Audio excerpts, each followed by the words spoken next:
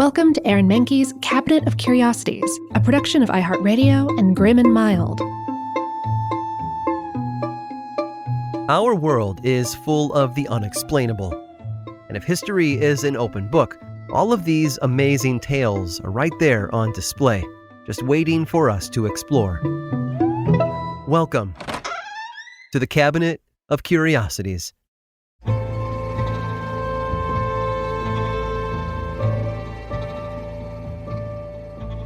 When it comes to advancements in science, education is key.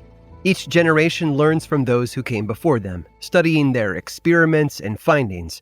Students then apply what they've learned to keep things moving forward. Often, children get their first taste of scientific exploration at home. They might receive a microscope for Christmas or a chemistry set on their birthday, mixing baking soda and vinegar to produce volcanic explosions in their kitchens. But one scientist's discovery led to a new kind of educational toy, one that was far more dangerous than anyone realized. His name was William Crookes, born in England in 1832. William came from a big family, the oldest of 8 surviving siblings out of a total of 16. Though his father and grandfather had been tailors, William set out on his own path. He enrolled at the Royal College of Chemistry when he was just 16, paying his own way while living at home. He was also responsible for buying his own materials, including the chemicals used in his academic experiments. But his hard work paid off, and he earned a scholarship for his sophomore year. William worked his way up, assisting the school's director, August Wilhelm von Hofmann, in the lab and with his research. As he got older and gained more experience, William also made connections with scientists from other fields. Michael Faraday, for example, experimented with electromagnetism and electrochemistry. The physicist George Stokes studied fluid dynamics and how light traveled. It's likely that both men influenced William heavily as he pursued his true passion, optical physics. Now, optical physics dealt with the study of light and how it interacted with matter. William's father noticed this fascination with optics when the boy was just 19 and built him a lab right in the family garden. Over the next several decades, William utilized several new testing methods, including spectral analysis, to track how matter reacted to electromagnetic radiation. And in 1861, his techniques helped him discover a brand new element for the periodic table, thallium. William wrote papers, he developed new tools, and published numerous findings over the course of his life. In 1898, though, everything changed. Marie Curie and her husband Pierre discovered radium, and news of the breakthrough traveled around the world. Naturally, journalists sought out experts for their opinions on the finding, and one of those experts happened to be William Crookes. By 1903, he had already started experimenting with radium on his own. He had taken a screen treated with zinc sulfide and placed it close to a small amount of radium, observing as the element's alpha radiation caused a fluorescent reaction. Unfortunately, during his tests, he spilled some of the radium over his workplace. Not wanting to lose a single grain of the expensive substance, he employed his microscope to help him find it all. He noticed during his search that some of the radium had wound up on the zinc sulfide screen, which caused tiny flashes of light to explode before his eyes. William realized that he needed a way to safely examine these flashes, so he created a device to contain the reaction. It was a metal tube with a smaller zinc sulfide screen inside.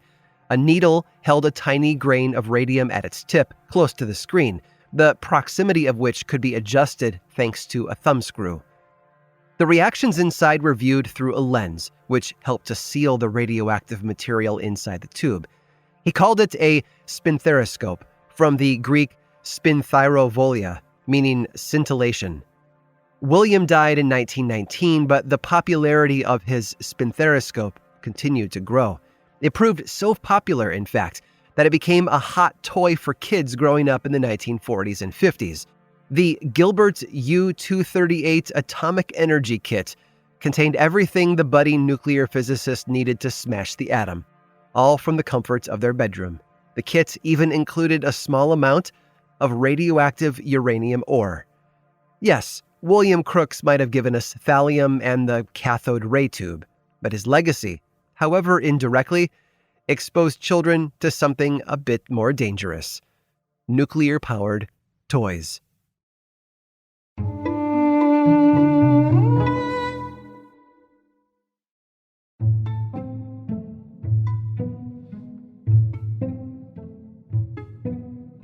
Conflict resolution is an important part of any relationship. Being able to work through our differences means we can form stronger bonds and collaborate more closely. It may take something as simple as a conversation, or as elaborate as multiple discussions in a conference room with the help of a mediator. Old sitcoms occasionally had episodes where two characters who disliked each other would suddenly find themselves locked in a room or a closet together. Forced to work until help arrived, they would talk through their issues until, by the end of the episode, they came to a mutual understanding. But that was fiction. Real problems take real solutions, and sometimes the worst thing to do is lock people in a room and hope for the best. For over a millennia, though, the residents of Glencoe, Scotland did just that. Well, sort of. They understood that it was beneficial to squash any conflict between two parties. They also knew that life in the village would be tough if people were getting into fights all the time. So they came up with their own way to bring about peace, and it didn't require a conference room at all. Glencoe was no stranger to conflict. On February 13th of 1692, soldiers from the Scottish government killed 30 members of Clan MacDonald, who had refused to align themselves with William III and Mary II, the country's new king and queen. But even though the monarchy was violently forcing the stubborn clans into loyalty, the chiefs of those clans found a more civilized way of dealing with their differences.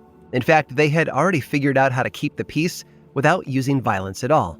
One way was by imposing fines on the chiefs for infractions committed by their clansmen. If the two parties were having a significant disagreement, though, the kind that couldn't be peacefully resolved or quickly resolved, there was a place they could go to hash things out. It was called the Island of Discussion. Located in Loch Leven, the tiny island of Discussion was one of 7 islands in the area. The people of Glencoe marooned the arguing parties there with a bundle of cheese, oatcakes, and whiskey until they had worked out their problems. They were not allowed to leave until they were done. And they did this for over 1,500 years. No matter how heated things got, it seems like almost everyone was able to come to some kind of understanding. In fact, in all the time the island was used for conflict resolution, only one murder was said to have taken place. But Loch Leven was home to more than just one island. The others were also used to varying degrees. For example, once a land dispute was solved on the Island of Discussion, those involved were whisked away to a different island where the paperwork was drafted to validate the agreement between both individuals. Hence its name, the Isle of Covenant or Ratification.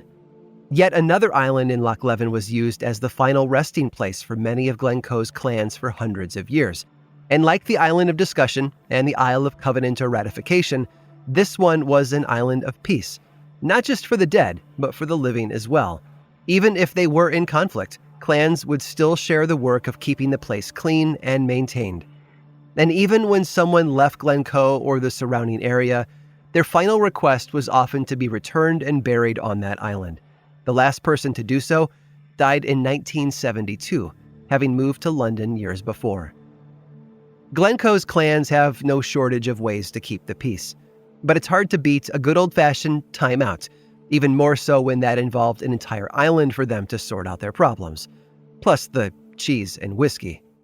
And I'm sure some parents out there would love to do the same.